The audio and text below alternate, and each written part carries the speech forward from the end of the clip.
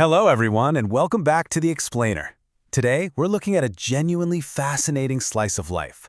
It's this wonderfully intimate, almost journal-like case study of a real true survivor. We're looking at an entry titled Notes on Gardening Part 958, written by a gardener named Ang. And you know what makes this particular note so incredibly captivating is that we aren't talking about some massive multi-million-dollar agricultural setup here. No, it's just a simple, everyday backyard balcony. It's such a great reminder that absolute botanical resilience happens right under our noses, often when we're not even looking. Okay, let's dive into this. Section 1. Letting nature take course. An urban balcony experiment.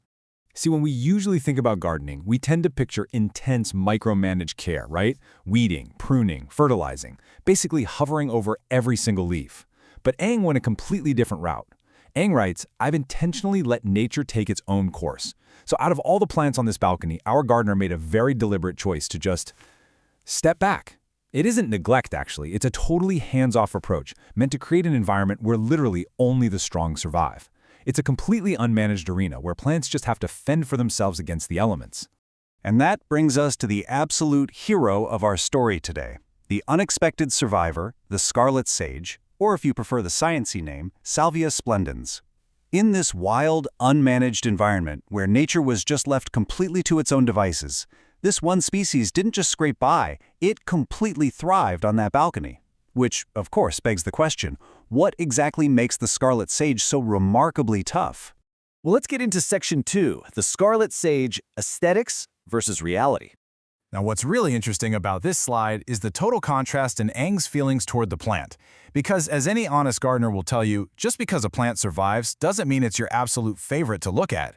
Ang actually really dislikes the physical form of the blooms, calling them elongated and tubular. But on the flip side, they absolutely love the intense, attention-grabbing, vibrant red coloration. It is a perfect example of how resilience doesn't always equal perfect aesthetics. You know, you might not love the shape, but you literally cannot ignore that bold red asserting itself out there.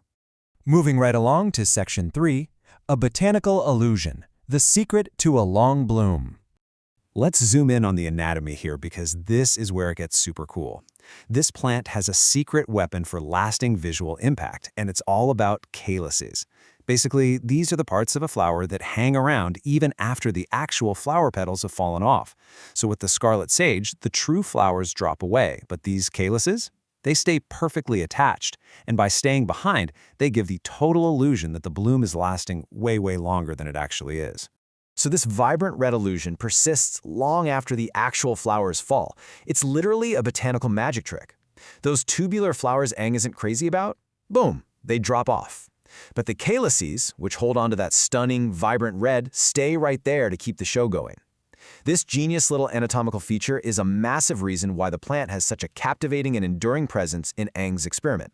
Let's move to and see how this builds into our next big theme in Section 4, resilience and propagation, the ultimate reward.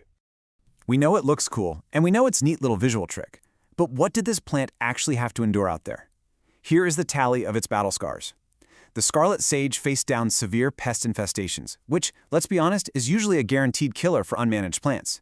It also took beating after beating from strong winds whipping across that balcony, and it survived the absolutely oppressive heat and humidity of a tropical climate.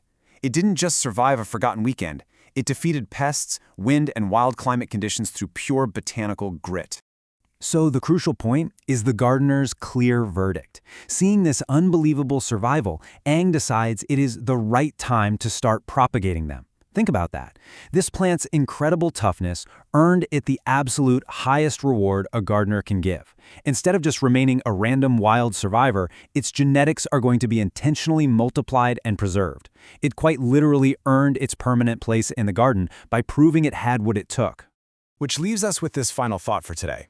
If a simple Scarlet Sage can survive severe pests, whipping winds, and a harsh tropical climate entirely on its own, on a backyard balcony, what totally resilient wonders are just waiting to be recognized and propagated in your own backyard? Sometimes, you know, the absolute greatest successes happen when we just step back, let nature take its course, and see what naturally thrives. Thank you so much for joining me for this explainer, and seriously, I encourage you to go out and see what's thriving in your own environment today. Catch you next time.